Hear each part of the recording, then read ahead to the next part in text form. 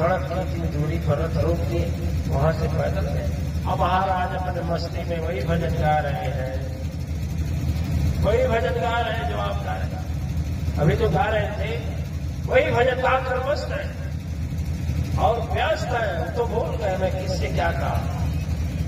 इस तरह से हम भगवान को भूल जाते हैं संसार को लेकर के। लेकिन अंत समय आज जब आता है, जब संसार छूटने लगता है, तब ऐसी नौबत यदि हम लोगों को भी आ जाए तो धिक्कार है सद्गुरु बनाने में, और धिक्कार है शिक्षा देने में, और धिक्कार है सत्संग और जगह में चलने में। ठीक है। तो जब राजा पहुंचा और तलवार निकाला, कहा है कम फकीर दो टके खाए आदमी,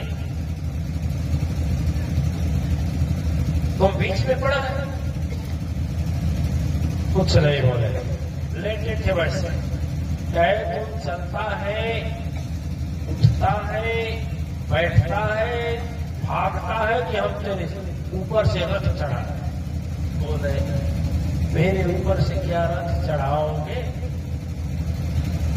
कहा फकीर तेरी है हिम्मत? कहा भिखारी और फकीर मैं नहीं, भिखारी तू है। राजा बौखला गया, कहा हम कैसे भिखारी?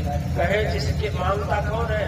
जिसके पास कमी होती है, जिसका कमी होगा वही मांगेगा। हम तो एक बार नहीं मांगेंगे, हमको तो इसका मतलब हमारे पास बहुत है। तो यदि तुम्हारे पास कमी नहीं है तो सारा देश जीत चुका, केवल एक देश बाकी है, और एक देश बाकी है। उसको जीतने के लिए तुम जा रहे हो, तो इसका मतलब तुझे क्या है? कमी है। क्या है? कमी है, कमी है। और जब कमी है तो ये बताओ, भिखमंगा मैं हुआ कि तो भिखारी तो हुआ कि मैं? कमी तुझको है, मुझको देख। इतना बढ़िया लगा है ना ये दत्ता। अरे तो बालू को बोला इतना बढ़िया करता, छू कर देख तेरी ये सीखे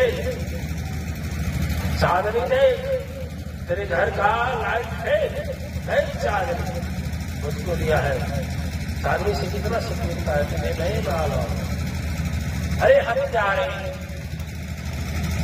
तुझको धरती पर भेजा गया, उस विश्व देवता इसके थोड़े भेजा गया किसी का रक्त बहा करके और सुखी हो। सुखी हुआ तो सोचा महाराज तो तपस्वी है, वृक्ष कोट के हैं, बात सच कर रहे हैं।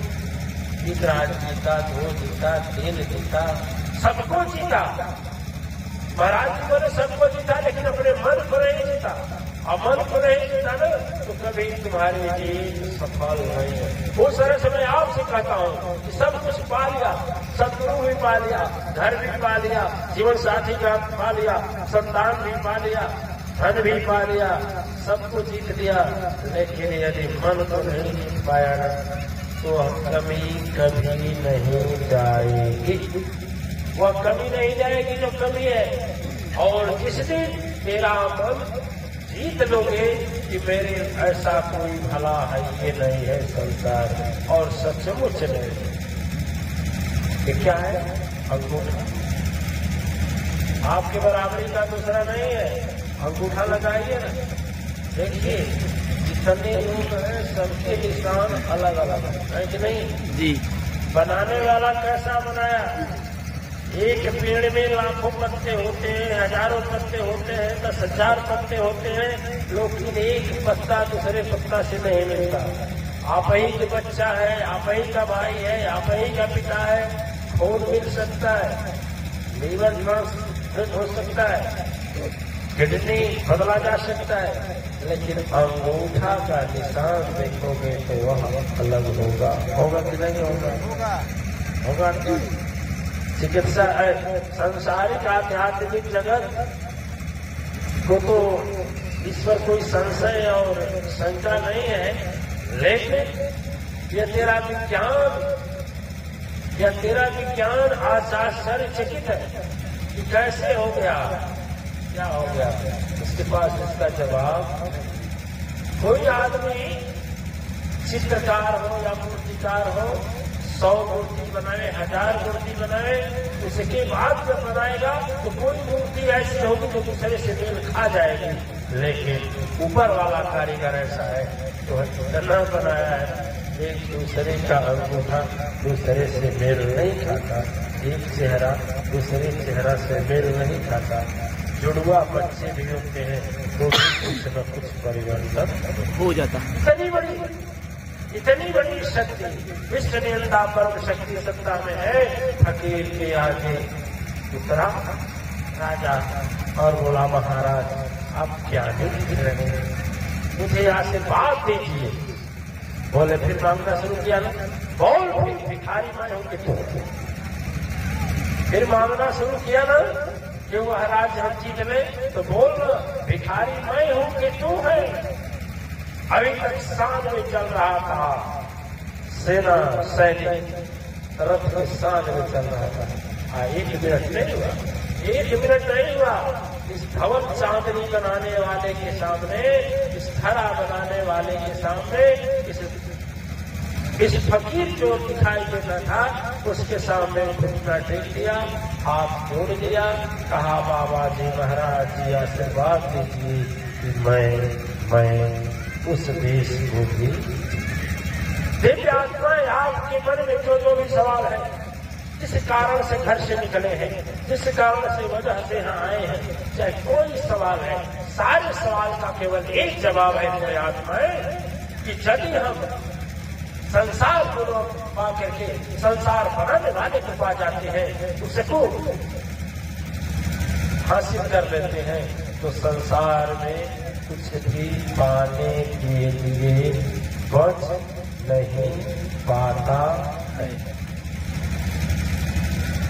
अब मान रहे हैं कि दुख पड़ा तो गुरु जी के पास गए, शिक्षा ले, दुख खत्म हो गया, सतगुरु के साथ सत्संग किए, जग किए, प्रवचन किए, भजन किए, दुख दूर कर दिए, वो तो ठीक है कर रहे हैं, सभी लोगों का दुख दूर हो रहा है।